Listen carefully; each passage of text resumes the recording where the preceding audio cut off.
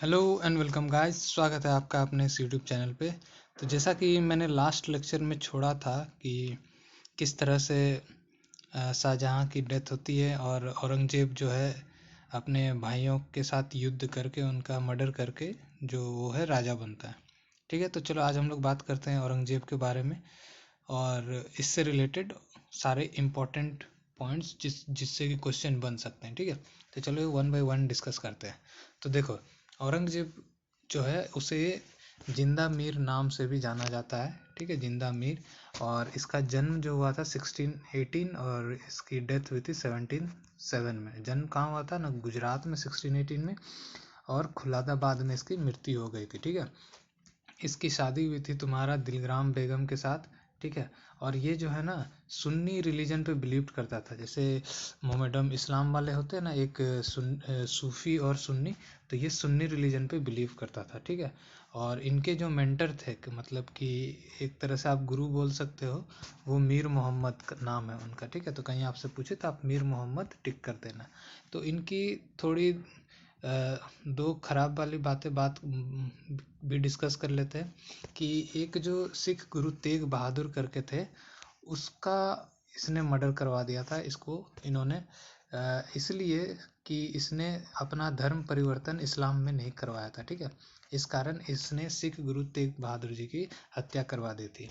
ठीक है, और भी इसके बुरे काम पर देखते हैं हम लोग कि इसने जो है शिवाजी को जयपुर भवन में कैद किया करके रखा था। ठीक है, तो कहीं आपसे पूछे कि औरंगजेब ने शिवाजी को कहाँ कैद करके रखा था, तो आप जयपुर भवन मार देना। ठीक है, और और एक बात देख लो आप, इसने तो अपने बाप को ही कैद करके रखा था। ठीक है, शाहजहाँ जो इनके पिता थे, इनको भी इसने कैद करके रखा था। ठीक है, तो और आगे इंपॉर्टेंट पॉइंट देख लेते हैं कि इसने जो है ना जाजिया टैक्स लागू किया था, जो कि सिर्फ और सिर्फ हिंदू पॉपुलेशन मतलब हिंदू लोगों से वसूला जाता था। ठीक है, अब इनकी थोड़ी देख लेते हैं कि कौन सा मकबरा बनवाया था। इसने जो मकबरा बनाया था, बीबी का मकबरा बनाया था, जो कि बीबी टुम्ब। तो कहीं आपसे क्वेश्चन में दिखे कि बीबी टुम्ब किसने बनवाया था, तो आप मार देना कि वो औरंगजेब ने बनवाया था। और कहाँ बनवाया था ना, महाराष्ट्र में बनवाया था। और महाराष्ट्र में कहाँ पे, आज के डेट में औरंगाबाद में। ठीक है, इसने देखो गोलकोंडा और बीजापुर को जो है ना एक साथ कर दिया था। पहले दो अलग अलग थे, तो इसने गोलकोंडा और बीजापुर को बना के मिला के एक जगह बना दिया था। ठीक है, अब देखो 1665 में एक और ये खराब काम क्या करता है कि इसने जो है ना ऑर्डर दे देता है 1665 में, ऑर्डर दे देता है कि मंदिरों को तोड़ने का, कि डिमोलिशन ऑफ हिंदू टेम्पल्स, तो मंदिरों को तोड़ने का ये ऑर्डर दे देता है। ठीक है, तो अगर आपसे पूछे कि कौन सा ऐसा मुगल सम्राट ने दिया था, तो आप औरंगजेब टिक कर देना। और किस साल में, तो वो 1665 में। ठीक है, और इसका 2 बार राज्य अभिषेक हुआ था। ठीक है, इसका साम्राज्य भी काफ़ी बड़ा फैला हुआ था। ठीक है, अब देखो 1707 में क्या होता है कि ये मर ही जाता है। तो पहले मैंने बताया था कहाँ मरता है वो, खुलादाबाद में मर जाता है। ठीक है, और जन्म कहाँ हुआ था इसका, 1617 में हुई थी। कहाँ पे ना, गुजरात में। ठीक है, तो ऐसा पाया है कि औरंगजेब के बाद जितने भी शासक आते हैं, सारे के सारे कमज़ोर शासक रहते हैं। ठीक है, सब कमज़ोर कमज़ोर रहते हैं, तो उनकी ज़्यादा स्ट्रेंथनिंग नहीं होती है। ठीक है, तो अब वैसा क्या होता है कि उस समय तो सब दिल्ली कैपिटल से ही कंट्रोल होता था। ठीक है, अगर कोई दिल्ली का राजा होता था तो वो पूरे भारत का राजा कहलाता था। तो अब देखो, अगर तुम्हारा इसके बाद सम्राट ही कमज़ोर हो गया, मतलब वो दिल्ली कैपिटल और भी कमज़ोर हो गई, वहाँ वहाँ कमज़ोर हो गई। तो अब देखो, इसका फ़ायदा तुम्हारा उठाना चाहता था तेरा ब्रिटिश और फ्रांस पे इसकी नज़र थी। क्योंकि देखो, यूरोप में जो थे उस टाइम पे ना, उस उन लोग की इकोनॉमी जो है ना थोड़ी डाउन जाने लग रही थी। तो और इंडिया जो है मिनरल्स में काफ़ी रिच था। ठीक है, तो इस कारण ब्रिटिश और फ्रांस जो है वो हथियाना चाहता था। और जो उस समय जीडीपी जो थी, तो उसका 60 से 70% हिस्सा जो है ना वो बंगाल से आता था। तो आप सोच सकते हो कि उस समय कितना रिच था हमारा भारत। ठीक है, मिनरल्स के रिगार्डिंग। ठीक है, तो इसका फ़ायदा आपका कौन उठाना चाहता था, ब्रिटिश और फ्रांस। और देखो, दिल्ली को कमज़ोर देख के मराठा भी उधर की ओर कदम बढ़ा रहे थे कि नहीं, मुझे भी दिल्ली जीतना है। ठीक है, तो इस बीच केस देख लेते हैं बंगाल का, कि सब कुछ बंगाल के लिए ही अब हो रहा था। तो बंगाल में उठक पुठक चल रही थी, मतलब पॉलिटिकल क्राइसिस। ठीक है, तो वहाँ पे क्या होता है कि बैटल ऑफ बक्सर हो जाता है उस बीच तुम्हारा ब्रिटिश और बंगाल के बीच में, वहाँ का नवाब के लिए। और एक बैटल ऑफ पलासी भी हो जाता है जो कि तुम्हारा ब्रिटिश के अगेंस्ट, मतलब ब्रिटिश के खिलाफ लड़ता है, अंग्रेजों के खिलाफ। कौन? ना बंगाल का नवाब सिराजुद्दौला किसके साथ मिलकर, ना फ्रेंच के साथ मिलकर वो अंग्रेज के खिलाफ बैटल ऑफ पलासी लड़ते हैं। ठीक है, आगे और इसकी डिटेलिंग में बात करेंगे। तो सब बंगाल के लिए ही जीतने के लिए होता है यहाँ पे। ठीक है, तो आगे बात कर लेते हैं। और तुम्हारा एक और 2 वार हुआ था। ठीक है, 2 लड़ाई हुई थी। कर्नाटका वार 1 और 2, जो कि अगेन तुम्हारा अंग्रेज और फ्रेंच के बीच में हुआ था। आप देख सकते हो, मैंने यहाँ लिख दिया है, ब्रिटेन और फ्रांस के बीच में। और जो एक आखिरी वार देख लो आप यहाँ पे कि एक वांडी वाश वार हुआ था, जिसके बाद फ्रेंच पूरी तरह हार गए थे। ठीक है, फ्रेंच पूरी तरह हार गए थे। तो अब देखो, ब्रिटेन और फ्रेंच, मतलब अंग्रेज और फ्रेंच जो है इतना क्यों लड़े। ठीक है, तो चलो इसके रिगार्डिंग भी इम्पोर्टेंट पॉइंट्स हम लोग बात कर लेते हैं जिनसे क्वेश्चन बन सकते हैं। ठीक है, तो देखो 1756 में क्या होता है कि सिराजुद्दौला जो है वो बंगाल का नवाब बनता है। ठीक है, बंगाल का नवाब तो बन जाता है। अब देखो क्या होता है कि पहले मैंने क्या बताया कि औरंगजेब के मरने के बाद सारे के सारे शासक कमजोर रह रहे होते हैं। ठीक है, तो इधर उधर से, अंदर से, मतलब बाहर से, जैसे फ्रेंच और अंग्रेज जो है वो आके अपना सिक्का जमाना चाहते थे। ठीक है, तो फ्रेंच क्या करता है, एक जगह है चंदेर नगर, वहाँ पे किला बनाने लगता है। ठीक है, चंदेर नगर में किला बनाने लगता है। तो वो साथ ही साथ अब तुम्हारा ब्रिटेन भी अपना, अंग्रेज भी अपना सिक्का जमाना चाहता था, तो वो कलकत्ता में सीधा अपना किला बनाने लगता है। तो जब सिराजुद्दौला को पता चलता है तो वो मना कर देता है। ठीक है, बोलता है नो, नहीं बनाना है। तो वो लोग वहाँ पे रुक जाते हैं। लेकिन होता क्या है कि इससे जो है ना भाई, अंग्रेज को आ जाता है गुस्सा। तो अब वो लेना चाहते हैं रिवेंज, यानी कि बदला लेना चाहते हैं। तो बस यही कारण था तुम्हारा बैटल ऑफ पलासी का, जो मैंने ऊपर में बताया ना, यही कारण था तुम्हारा बैटल ऑफ पलासी का होने का, जिसमें सिराजुद्दौला मारे जाते हैं। तो किसके बीच हुआ था ना, अंग्रेज और तुम्हारा नवाब के बीच में, बंगाल के नवाब के बीच में हुआ था, फ्रेंच की मदद से। ठीक है, जिसमें सिराजुद्दौला मारे जाते हैं। और इसका गद्दार कौन था? इसका गद्दार था तुम्हारा मीर जफर। तो अब देखो, यही गद्दार जो है ना, मीर जफर, इसी को जाके आगे जो है बंगाल, इसको यहाँ पे गद्दी पे बैठाता है। ठीक है, तो इसी बीच तुम्हारा 1761 में, 1761 में तुम्हारा बैटल ऑफ पानीपत भी होता है। ठीक है, तो वहाँ से देखो तुम्हारा सिराजुद्दौला मर गया। ठीक है, अब देखो सिराजुद्दौला का कहानी भी खत्म। अब देखो यहाँ अंग्रेज को अपना सपोर्टर मिल गया बंगाल में बैठाने के लिए।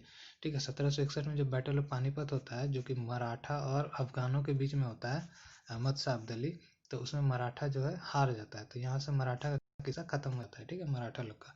तो अब देखो अंग्रेज का पूरा रास्ता साफ हो गया, क्योंकि पहले ऊपर मैंने बताया कि वांडीवास जो वार हुआ था, ठीक है, उसके बाद फ्रेंच पूरी तरह हार गया, खत्म हो गया। अब देखो तुम्हारा यहाँ पे बैटल ऑफ तुम्हारा ये क्या भी हुआ था, बैटल ऑफ तुम्हारा कौन सा था, पानीपत पे। थर्ड बैटल ऑफ पानीपत के बाद मराठा भी खत्म हो गया। तो एक तरह से उसका पूरा रास्ता ही साफ हो गया। जो उसके रास्ते में अड़चन कौन थी, एक तो कॉम्पिटिटर था उसका फ्रेंच, और दूसरा इधर मराठा, दिल्ली की तरफ मराठा बढ़ रहे थे। तो दोनों के दोनों खत्म हो गए। तो अब खत्म हो गया तो बचा अंग्रेज, अंग्रेज राजा बच गया। तो अब वो अपना पूरा सिक्का जमान रहा था। ठीक है, तो वही जो गद्दार था मीर जफर, उसी को वहाँ पे गद्दी पे बैठा दिया। अब वो क्या किया कि पूरा जो ट्रेड होता था, व्यापार होता था, उस पर टैक्स पे छूट देने लगा, पूरा फ्री छूट देने लगा। ठीक है, तो 3 साल तक तो खूब ही काम किया, यही उन लोग के लिए, अंग्रेज के लिए। अब देखो इसका जो दामाद है, जो मीर जफर जो गद्दारी किया था सिराजुद्दौला के साथ, इसका दामाद देखो और गद्दार, मीर कासिम, ये अपना इसी के साथ गद्दारी कर देता है, मीर जफर के साथ। मीर कासिम जो इसका दामाद था भाई, गद्दारी इसी के साथ कर देता है, अंग्रेज के पास सीधा चल जाता है, बोलता है कि हम है ना मीर जफर से भी ज़्यादा तुमको छूट देंगे व्यापार पे। ठीक है, तो अंग्रेज जो है बोलता है हाँ ठीक है, तो एकरो गद्दी पे बैठा देता है, एकरो बना देता है वहाँ पे। ठीक है, तो अब क्या होता है कि बहुत ज़्यादा देखता है कि अंग्रेज लोग बहुत ज़्यादा लाभ उठा रहा है। ठीक है, बहुत ज़्यादा ये लोग फायदा उठा रहा है, बहुत ज़्यादा लूट रहा है। ठीक है, तो अब वो उसका मन थोड़ा विद्रोह बुद्धि होने लगता है कि साला इतना लूट रहा है अंग्रेज वाला लोग, ये ठीक नहीं है। तो जब अंग्रेज लोग को ये पता चलता है ना कि इसका मनवा कुटकुटा रहा है, तो इसका मन में थोड़ा कुटपुट हो रहा है, तो क्या करता है, उसको अच्छा से डोज देता है। ठीक है, उसको अच्छा से धमकाता उमकाता और भगा देता है वहाँ से। ठीक है, तो मीर कासिम भाग गया। अब मीर कासिम भाग के गया तेरा शाह आलम और शुजा-उद-दौला के पास, ठीक है। तो शुजा-उद-दौला से आप कंफ्यूज मत होना सिराज-उद-दौला के साथ, क्योंकि सिराज-उद-दौला पहले ही मर गए, ठीक है। अब देखो ये लोग जो भाग के जाता है तो कहाँ जाता है ना, अवध जाता है, ठीक है। जो तेरा मीर कासिम है वो भाग के अवध जाता है, और अवध में ये दोनों पहले से बैठे रहते हैं, ठीक है, शुजा-उद-दौला और शाह आलम टू। तो इन लोग को भी अंग्रेजों ने खदेड़ा रहता है। तो अब इन लोग तीनों मिल के ना ग्रुपिंग करता है, बोलता है कि ना हम लोग अंग्रेज को हराएंगे। तीनों मिल के ग्रुपिंग तो कर लिया कि अंग्रेज को हराएंगे, लेकिन जब लड़ने जाता है ना तो पूरी तरह हार जाता है ये लोग, और अंग्रेज क्या करता है, जीत जाता है। तो इसमें मीर कासिम फिर भाग जाता है, मीर कासिम तो भाग गया।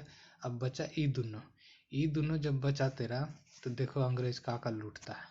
शुजा-उद-दौला को बोलता है ना कि इसके साथ पहले तो एक ट्रीटी बना लेता है, साइन कर लेता है एगो, कि शुजा-उद-दौला और अंग्रेज के बीच एगो ट्रीटी होता है जिसको कि ट्रीटी ऑफ इलाहाबाद बोलते हैं, इलाहाबाद ट्रीटी, जिसमें कि इलाहाबाद का किला और कड़ा किला से शुजा-उद-दौला से ये लोग ले लेता है, ठीक है। और फिर क्या करता है, एक तो ले लिया, ऊपर से ऊपर इलाहाबाद किला में इसको कैद भी कर दिया, ठीक है।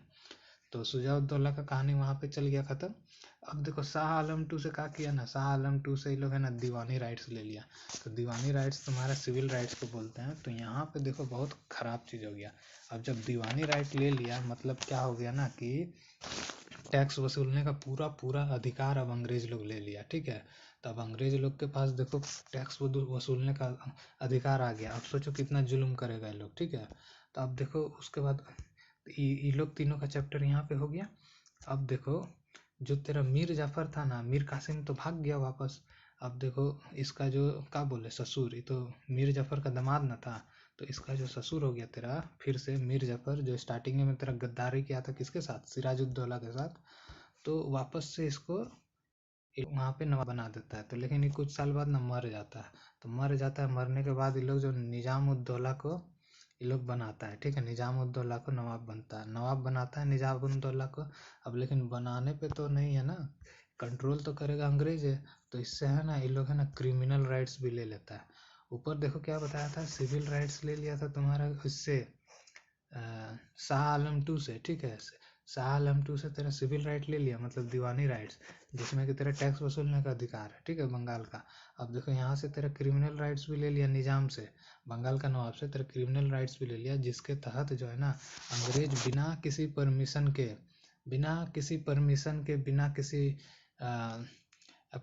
वारंट के किसी को भी जो है ना अरेस्ट कर ले सकते थे, ठीक है। और किसी को भी अपना किसी भी पोजीशन में अपॉइंट कर सकते थे। तो आप सोच समझ सकते हो कि किस तरह का कंट्रोलिंग उन लोग का हाथ में चल गया था, और कितना गंदा शासन करने वाला था वो लोग। तो यही जो ये लोग दो ले लिया था ना, ये जो मेन इम्पोर्टेंट राइट्स थे, इसी को जो है ना डुअल गवर्नेंस ऑफ बंगाल बोल दिया गया है, ठीक है। द्विपक्ष सत्ता, या फिर हिंदी में ऐसी तरह कुछ बोलते हैं, आप लोग मिला लेना, ठीक है। तो इसको जो खत्म किया था तेरा डुअल गवर्नेंस को, इसको खत्म किया था एक वारन हेस्टिंग्स ने। तो कभी आपसे पूछे ऑप्शन में कि डुअल गवर्नेंस को किसने खत्म किया था, तो आप वारन हेस्टिंग्स दिखा, तो आप टिक कर देना, ठीक है। तो इस देखो अब ये सब चीज जो हो गया था इतना सारा, तो तुम्हारा देखो ईस्ट इंडिया कंपनी जो आई थी, वो तो तुम्हारा व्यापार करने के लिए आई थी, ठीक है। ईस्ट इंडिया कंपनी वो अंग्रेज ब्रिटेन जो बोला था इसको कि हाँ वहाँ जाके तुम लोग व्यापार करो, लेकिन एक का किया कि बहुत ज़्यादा लूटने लगा था, ठीक है। इतना ज़्यादा बहुत ज़्यादा पैसा लूटने लगा था, ठीक है। पूरा मिनरल्स का खनिज ये लोग ले जा रहा था। तो अंग्रेज का जो पार्लियामेंट, मतलब ब्रिटेन का जो पार्लियामेंट है, ठीक है, वो लोग बोला कि मेरा मेरा तो इस कंपनी पे कंट्रोल ही नहीं है। तो इन लोग क्या किया कि अपना ये लोग पार्लियामेंट में बैठा मेंबर्स लोग के साथ, बोला कि कंपनी को बिजनेस का राइट हम लोग दिए हैं इंडिया में, लेकिन कंपनी पे हम लोग का कंट्रोल नहीं रहा। तो ये लोग जो है ना कंट्रोल चाहते थे। तो इसी के लिए ना ये लोग ब्रिटिश का पार्लियामेंट जो है 1773 में रेगुलेटरी एक्ट ले आया, ठीक है। रेगुलेटरी एक्ट ले आया, जिसके तहत इन लोग जो है ना अपना ईस्ट इंडिया कंपनी पे पहले कंट्रोल बनाया, और तो और तुम्हारा जो कलकत्ता है वहाँ पे सुप्रीम कोर्ट भी बनवाया, ठीक है। कलकत्ता में सुप्रीम कोर्ट भी स्थापित किया 1773 में। सब कुछ ये सब कब हुआ ना, 1773 में। तो ये सारे थे इम्पोर्टेंट पॉइंट्स रिगार्डिंग औरंगजेब और बाकी सारी जो बातें मैंने बताई। ठीक है, तो आई होप गाइस आपको ये सेशन पसंद आया होगा। इसी तरह के वीडियोस और भी आने वाले हैं फॉर द अपकमिंग एग्जाम्स, तो चैनल को जरूर से जरूर सब्सक्राइब कर ले। Till then take care and bye bye, thank you.